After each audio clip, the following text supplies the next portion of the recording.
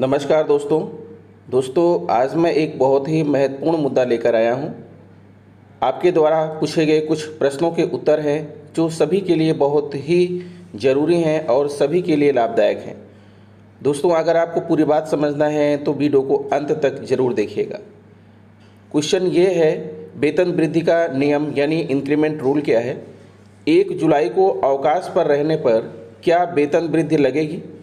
अवकाश के दौरान क्या डीए बढ़ोतरी का लाभ मिलेगा या अवकाश पर रहने पर वेतन पर क्या प्रभाव पड़ेगा? आज मैं इन तीनों ही बिंदुओं पर चर्चा करने वाला हूं दोस्तों, तो आप वीडियो के अंत तक बने रहिएगा। आपको सारी बातें मैं बिल्कुल एक एक बात क्लियर कर दूंगा। और क्या आप जब अवकाश पर जाते हैं उस समय आपका पद रिक्त रहता है? क्या उस पद पर आपका जो नियोक्ता है उसे दूसरे व्यक्ति को समायोजित करने का अधिकार है? आइए हम इन सारी बातों पर बात करते हैं और आपको बताते हैं कि किस तरह की छुट्टी का क्या नियम है। दोस्तों, आपको बता दें कि जो अवकाश है वो विभिन्न प्रकार का होता है। पहली बात तो हम कैजुअल लीव की बात करते हैं। दोस्तों, कैजुअल लीव जो कि आकस्मिक अवकाश है, आपको 14 मिलती है 1 वर्ष में। और कैजुअल लीव के बारे में यह कहा गया है कि कैजुअल लीव किसी प्रकार की लीव में कंसीडर नहीं की जाती, बल्कि यह आपकी कैजुअलिटी के लिए आपको दी जाती है। और कैजुअल लीव पर रहते हुए भी आप अपने पदेन दायित्वों के प्रति जिम्मेदार होते हैं। और जब आप कैजुअल लीव लेते हैं उस समय जो है आपका जो पदभार है वो किसी न किसी को आप सौंप करके जाते हैं। तो आपके पद से संबंधी कोई विसंगति आने पर आपको लीव देने वाला तथा आप दोनों ही बराबर के जिम्मेदार होते हैं। इसलिए कैजुअल लीव को किसी प्रकार की लीव नहीं माना गया है।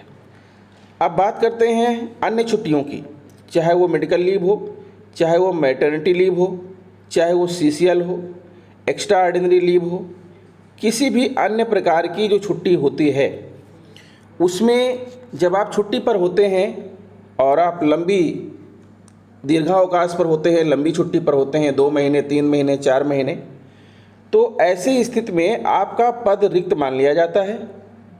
और उस रिक्त पद पर आपका जो नियोक्ता है या फिर नियोक्ता का प्रतिनिधि किसी न किसी व्यक्ति को उस पद पर समायोजित करता है ताकि आपके पद से संबंधी जो जिम्मेदारियां थीं वो जिम्मेदारियां उठाई जा सके और कार्य प्रभावित ना हो। तो बात हमारी समझ रहे हैं कि जब आप अवकाश पर जाते हैं, कैजुअल की बात नहीं कर रहा हूँ, कैजुअल को आप छोड़ दीजिए, अन्य किसी प्रकार के अवकाश पर जब आप जाते हैं तो ये मान लिया जाता है कि आपका पद उस समय रिक्त है और रिक्त पद पर आपका जो नियोक्ता है उसे किसी न किसी व्यक्ति को समायोजित करने का अधिकार होता है। यही कारण है दोस्तों कि हमारे विद्यालय का जो प्रधानाध्यापक है वो सिर्फ कैजुअल लीव ही ग्रांट करता है, उसके सिवा कोई और लीव ग्रांट नहीं कर सकता, क्योंकि प्रधानाध्यापक हमारा नियोक्ता नहीं है। प्रधानाध्यापक हमारे पद पर किसी को समायोजित करने का अधिकार नहीं रखता। तो हमारा नियोक्ता है कौन? हमारा नियोक्ता है जिला बेसिक शिक्षा अधिकारी या फिर उसके प्रतिनिधि अर्थात खंड शिक्षा अधिकारी। क्योंकि खंड शिक्षा अधिकारी जो है जिला बेसिक शिक्षा अधिकारी के एक प्रकार के प्रतिनिधि हैं जो कि जिला बेसिक शिक्षा अधिकारी के कार्यों को करते हैं। इसीलिए बाकी छुट्टियां जो हैं वो सारी की सारी छुट्टियां जो है वो अप्रूव की जाती हैं खंड शिक्षा अधिकारी और जिला बेसिक शिक्षा अधिकारी के द्वारा। चलिए, ये बात तो रही पद से संबंधी। अब हम बात करते हैं वेतन। कैजुअल लीव के दौरान वेतन में कोई प्रभाव नहीं पड़ता है, एज यूजुअल, जैसे पहले वैसे बाद में वैसे उसके दौरान। लेकिन अन्य किसी प्रकार की लीव अब लेते हैं आप, तो जिस दिन से आप लीव पर जा रहे हैं और जब आप अपना पुनः पदभार ग्रहण कर रहे हैं, इस दौरान जितने दिनों की आपने छुट्टियां लिया है इस बीच में आपको क्या वेतन मिलेगा इसके बारे में जानिए। आपको वेतन मिलेगा लीव पर जाने के पहले के 3 महीने का जो औसत वेतन होगा। जिस दिन आप लीव पर जा रहे हैं उसके पहले के 3 महीने का औसत वेतन निकाल करके उसी के बराबर जो है आपको वेतन प्राप्त होगा लीव के दौरान। लीव के दौरान किसी प्रकार की बढ़ोतरी आपके वेतन में नहीं होगी। अगर उस दौरान डीए बढ़ता है, अब मान लीजिए कि आप 1 जुलाई को जो है अवकाश पर जा रहे हैं और जुलाई में आप मान लीजिए कि 4 महीने, 5 महीने, 6 महीने के लिए अवकाश पर जा रहे हैं और सरकार ने जुलाई अगस्त में से सितंबर में डीए घोषित कर दिया, तो डीए घोषित कर दिया, बाकी कर्मचारियों को तो डीए बढ़ा हुआ मिलेगा और जितने महीने बाद घोषित हुआ उसका एरियर भी मिलेगा, लेकिन आपको नहीं मिलेगा। आप जब अपना पदभार ग्रहण करेंगे उसके बाद का डीए आपको मिलेगा, आपको कोई एरियर नहीं मिलेगा। उस दौरान, जिस दौरान आप अवकाश पर थे, उस दौरान का बढ़ा हुआ डीए आपको नहीं मिलेगा। जब आप पुनः जो है कार्यभार ग्रहण कर लेंगे उसके आगे शुरू हो जाएगा, आपको डीए उसी रेट से मिलेगा जिस रेट से बाकी कर्मचारियों को मिल रहा है, लेकिन आपको उस दौरान का कोई एरियर नहीं मिलेगा जितने दिन आप अवकाश पर थे। यही बात दोस्तों वेतन वृद्धि पर भी लागू होती है।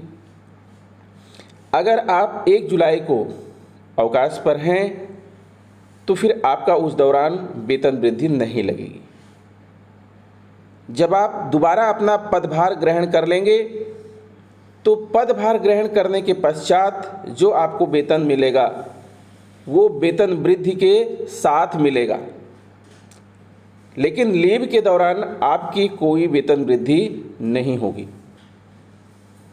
जितने भी जो है इंक्रीमेंट के रूल हैं सब यही बात कह रहे हैं। आइए हम आपको जो है एक स्क्रीनशॉट हमने ले रखा है और आपको दिखाते हैं। दोस्तों अब इसे भी आप देखिए। कर्मचारी 1 जुलाई को अवकाश पर रहता है तो वेतन वृद्धि का लाभ अवकाश से लौटने पर कार्यभार ग्रहण करने की दिनांक से दिया जाएगा। तो अब दोस्तों आपको अपने प्रश्न का उत्तर मिल गया होगा कि अगर आप 1 जुलाई को अवकाश पर हैं तो ना तो आपका डीए बढ़ेगा, ना ही आपका वेतन वृद्धि लगेगा, और आपको वेतन उस दौरान कितना मिलेगा, आप जिस दिन अवकाश पर गए उसके पहले के 3 महीनों के औसत के बराबर 3 महीनों का वेतन जोड़कर 3 से भाग कर दिया जाएगा, औसत निकाला जाएगा, उस औसत के आधार पर आपको वेतन मिलेगा। और आप जिस दिन ज्वाइन कर लेंगे उसी दिन से आपका डीए लग जाएगा, उसी दिन से आपका वेतन वृद्धि लग जाएगा और आगे आपको मिलेगा, पीछे का आपको कोई एरियर प्राप्त नहीं होगा। तो दोस्तों आशा करता हूं कि मेरी यह वीडियो आपको पसंद आई होगी, इसमें बहुत सारे आपके डाउट्स क्लियर हो गए होंगे। तो अब आप इसी के अकॉर्डिंग जो है अवकाश लेने के पहले सोच लीजिए, उसके बाद आप अवकाश पर जाइए। तो मिलते हैं आपसे नेक्स्ट वीडियो में कुछ और महत्वपूर्ण जानकारियां लेकर। अब भी अगर आपके मन में कोई प्रश्न चल रहा है तो आप कमेंट में जरूर पूछेगा, मैं पूरी कोशिश करूंगा जो है समुचित उत्तर देने का। तो मिलते हैं दोस्तों नेक्स्ट वीडियो में, तब तक के लिए नमस्कार।